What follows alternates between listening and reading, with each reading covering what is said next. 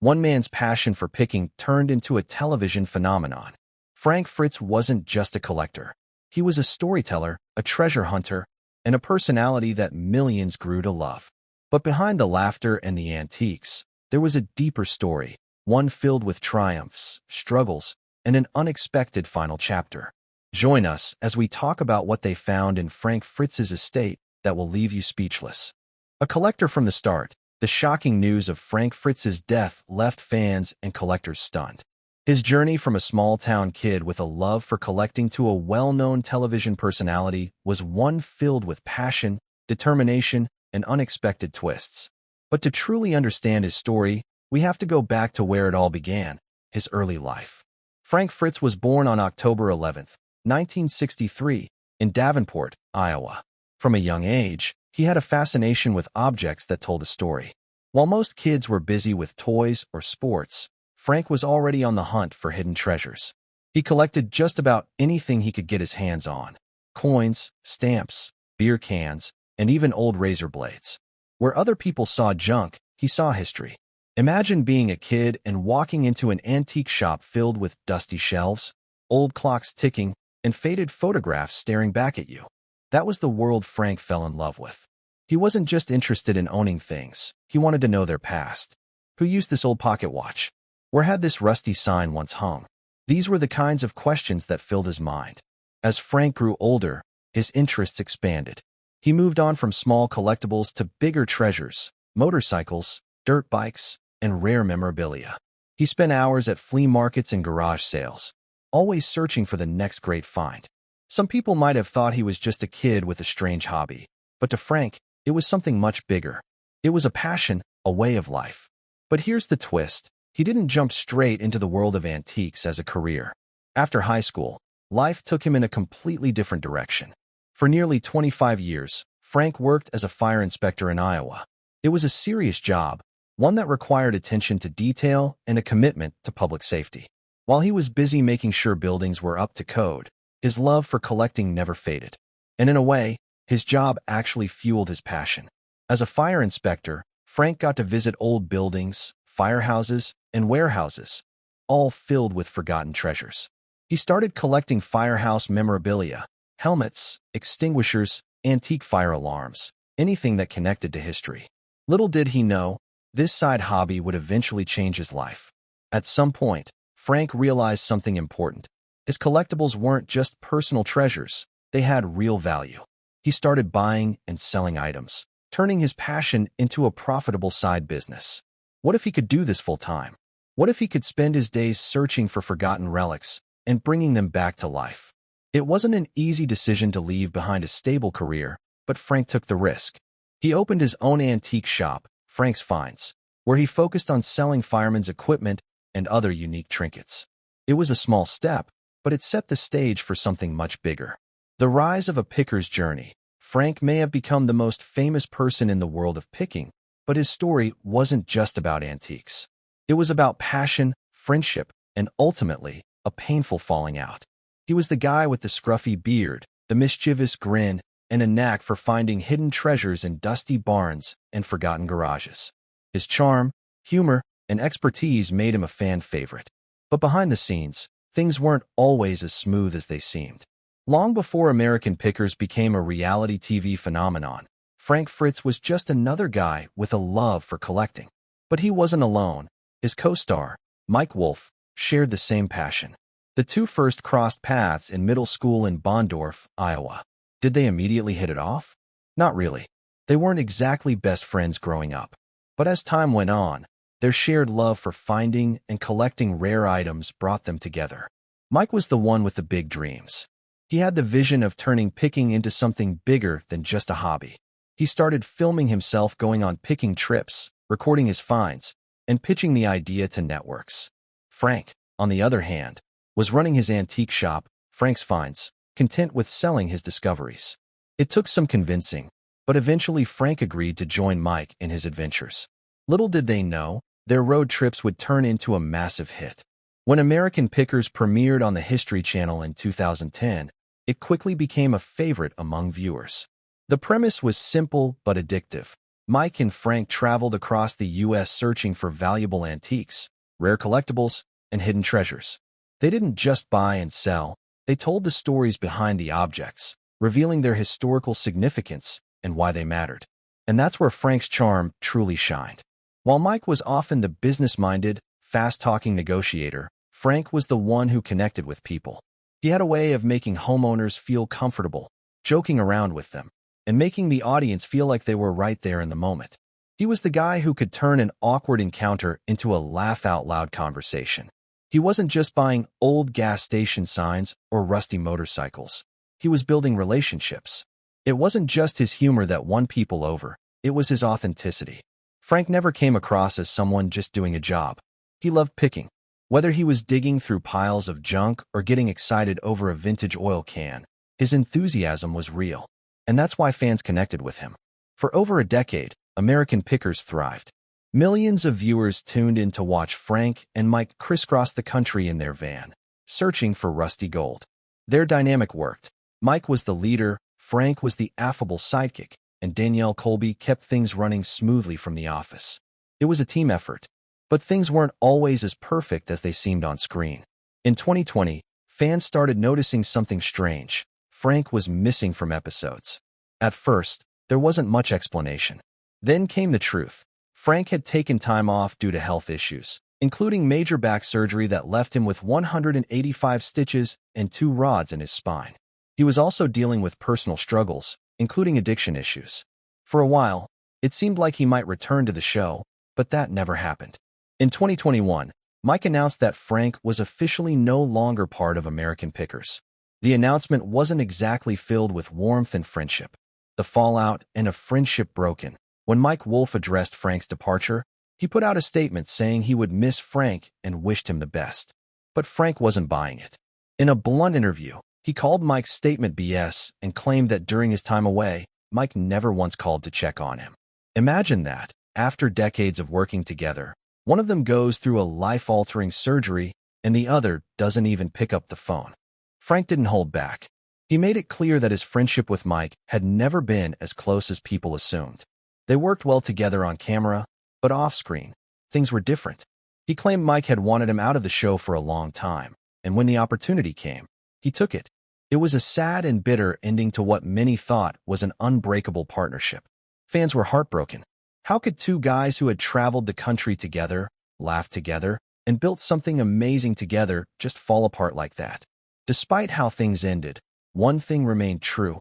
Frank Fritz was one of the reasons American Pickers became the success that it did. He wasn't just another reality TV star. He was real. His excitement over an antique toy, his hilarious one-liners, his ability to turn a dull pick into a fun adventure. Those were the moments that made people love the show. Even after his exit, fans continued to support him. Many hoped for his return, or at the very least, some kind of reconciliation between him and Mike. Sadly, that never happened. Frank may have left American Pickers, but his presence in the world of picking will never be forgotten. He proved that passion and personality can turn a simple hobby into something extraordinary. Whether he was uncovering a rare sign in a barn or laughing over an old motorcycle, he brought something special to the show. Building a business empire beyond picking. Except for his time on American Pickers, many people don't realize just how much Frank Fritz accomplished in the antiques world. He wasn't just a reality TV star. He was a businessman, a collector, and an expert in his field. His passion for finding hidden treasures didn't stop when the cameras turned off. It was his way of life. Frank understood that the world of antiques was changing. The rise of online shopping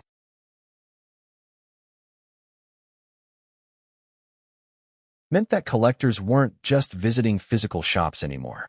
They were searching for treasures online. To stay ahead, he expanded his business onto digital platforms, selling collectibles to buyers across the world. His presence on social media and online marketplaces helped him reach a much larger audience than ever before. Anyone who watched American Pickers knew that Frank had a deep love for motorcycles. It wasn't just a passing interest. It was something he had been passionate about since he was a teenager.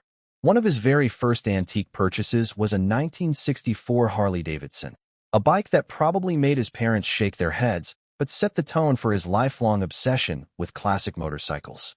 Over the years, Frank collected dozens of rare and vintage motorcycles, filling a barn with his prized two-wheel treasures. But he didn't just keep his knowledge to himself. He decided to share it with the world. In 2013, he wrote a book titled How to Pick Vintage Motorcycles, a guide that walked readers through the process of finding, buying, and maintaining classic bikes. He even included a section on vintage toy motorcycles, proving that his love for picking extended to the smallest details. Writing a book is no small task, but Frank had the expertise and first-hand experience to back it up. His book became a valuable resource for collectors and enthusiasts alike, giving them insight into the world of motorcycle picking from someone who had been doing it for decades. Frank didn't just make a name for himself in antiques. He made sure to give back to the industry that shaped his life. Over the years, he partnered with other experts to host antique fairs and exhibitions, bringing together collectors, dealers, and fans. He loved sharing his passion with others, whether it was through live events, interviews, or even co-authoring American Picker's Guide to Picking, a book that gave readers an inside look at the show and the art of picking itself. What made Frank stand out wasn't just his knowledge, but his ability to make antiques exciting. He had a way of explaining things that made history feel alive. Whether he was talking about an old gas pump or a rare toy from the 1950s, he believed that collecting wasn't just about owning things. It was about preserving the past and telling the stories behind each item. The struggles behind the smile. Even though Frank Fritz always appeared cheerful and full of energy on American Pickers, life behind the scenes was not always so bright. Fans saw a man who cracked jokes, negotiated deals, and got excited over rusty treasures, but they didn't see the battles he was fighting off-screen. Like many celebrities, Frank kept much of his personal life private. But as time went on, some struggles became too big to hide. For years, fans noticed Frank's weight fluctuating. Some assumed it was just part of aging, while others worried something was wrong. Eventually, he revealed the truth. He had been living with Crohn's disease, a chronic illness that affects the digestive tract. This condition can cause severe abdominal pain, weight loss, and extreme fatigue. It's unpredictable, painful, and has no cure. Frank spoke openly about his struggle, sharing that he had lost 65 pounds in an effort to manage his symptoms through a strict diet. But Crohn's is more than just a physical battle. It's emotional too. Imagine never knowing when a flare-up might hit, not being able to eat what you want, and constantly dealing with exhaustion. Still, through all of it, Frank kept going. He didn't let his illness stop him from doing what he loved. Fame is supposed to make life easier, right? More money, more opportunities, more freedom. But for Frank, it also brought something else: pressure.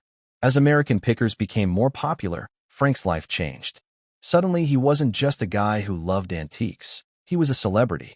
Everywhere he went, people recognized him, watched his every move, and expected him to be the funny, charismatic picker they saw on TV.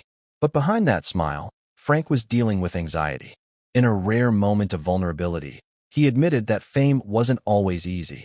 The constant attention made him anxious, and like many people struggling with anxiety, he turned to medication for help. Frank was prescribed Xanax, a medicine commonly used to treat anxiety and panic disorders. But in 2017, his name made headlines for all the wrong reasons. One night, Frank made a mistake that would follow him for years. In July 2017, he was pulled over on an Iowa interstate after driving the wrong way. He admitted to drinking and taking Xanax before getting behind the wheel. It was his first offense, but the consequences were serious. He was charged with operating while intoxicated, fined, and required to take substance education courses. As if his struggles with health and the law weren't enough, Frank's personal life was also falling apart. In 2017, he got engaged to Diane Bankson, the woman he thought he would spend the rest of his life with. He bought a house for them, an expensive ring, and dreamed of a future together. But everything came crashing down when Diane accused Frank of cheating. She claimed she caught him with another woman in their farmhouse, leading to a bitter and very public breakup. But Frank told a very different story. He said that Diane was the one who had been unfaithful, allegedly seeing someone else behind his back for over 2 years. The betrayal hit him hard, and he even got a tattoo that read, "Once a cheater, always a cheater," as a painful reminder of what he had gone through. It didn't stop there. Diane filed a lawsuit against Frank, accusing him of negligence, though it was later dismissed.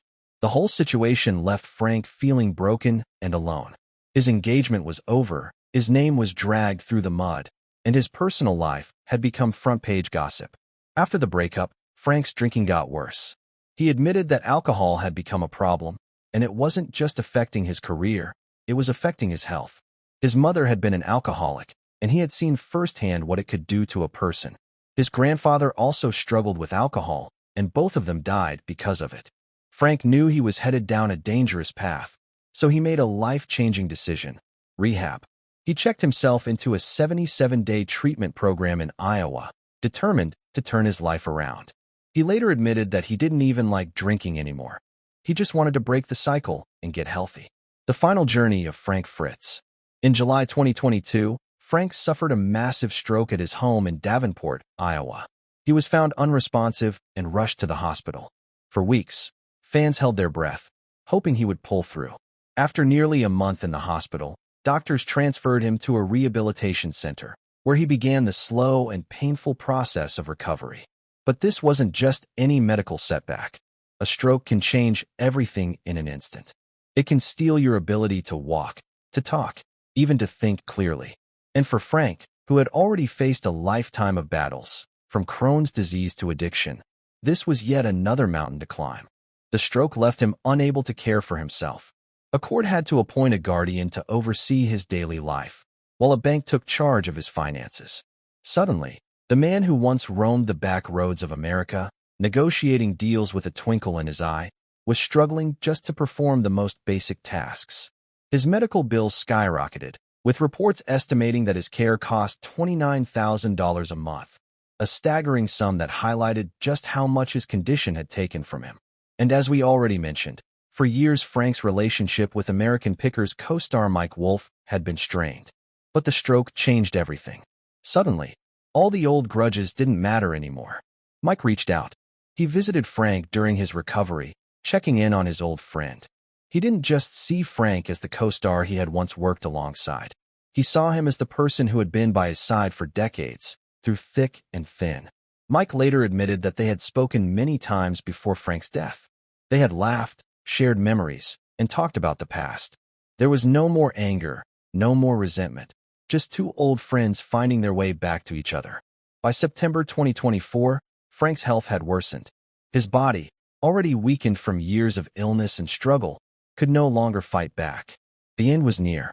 When the call came that Frank didn't have much time left, Mike dropped everything and rushed to his side. He wasn't alone. Frank's mother and a close family friend were there too. It was a quiet, intimate moment. Mike later revealed that he had been holding Frank's hand as he took his last breath. He whispered to him, telling him he loved him, that he forgave him, that everything was okay. And in those final moments, he told Frank, "Go find your mom." And then Frank was gone. According to his death certificate, Frank's official cause of death was late sequelae of cerebral infarction, meaning that complications from his stroke ultimately took his life. He also suffered from aortic stenosis, a condition that restricts blood flow in the body, making the simplest functions, walking, breathing, even standing, an exhausting effort. His body had been fighting for so long. In the end, it just couldn't hold on any longer. Frank Fritz's motorbike legacy. So here is where Tucker Carlson enters the story. If you're wondering what he has to do with Frank Fritz, well, he doesn't have a direct one. However, Tucker almost shared one shocking thing that sources close to Frank told him. We all know that motorbikes were found in his house, but if sources are to be believed, it's what's happening to them now that will leave you speechless. If there was one thing Frank Fritz loved as much as antiques, it was motorcycles. From a young age, he had a fascination with the power, design, and history of classic bikes. But no one knew just how massive his collection was until after his passing. Friends and collectors had long heard rumors of his growing treasure trove of bikes, but when they finally opened the doors to his private garage, what they found in Frank Fritz's estate will leave you speechless. Row after row of vintage motorcycles, some covered in dust, others still gleaming as if they had just been polished. There were rare Indian motorcycles, classic Harley, old-school choppers, and everything in between. Some were fully restored. Others sat in pieces, waiting for a final touch. It was a hidden paradise for motorcycle lovers, a reflection of Frank's passion and dedication to the craft. For fans and collectors, The idea of seeing Frank's prized bikes up for sale is unthinkable. These were not just machines. They were a part of him. They were the bikes he had traveled the country to find, the ones he had spent years restoring, the ones that represented his greatest passion beyond picking. Yet if sources are to be believed, an auction is already in the works. The plan? To sell off his entire collection, every bike, every vintage sign, every carefully preserved piece of history. But here's where the biggest twist comes in. According to those close to Frank, the proceeds won't be going into a private estate or business fund. Instead, they will be donated to charity, a final, unexpected act of generosity from a man who built his life around finding, preserving, and sharing history. Tucker Carlson, visibly shocked, said, "This is shocking. This man was just here, and now his legacy is being spread across the world piece by piece, like a final chapter he never got to write himself." If you could own any vintage bike from his collection, which one would you choose and why? Let us know in the comments, and subscribe to our channel for more.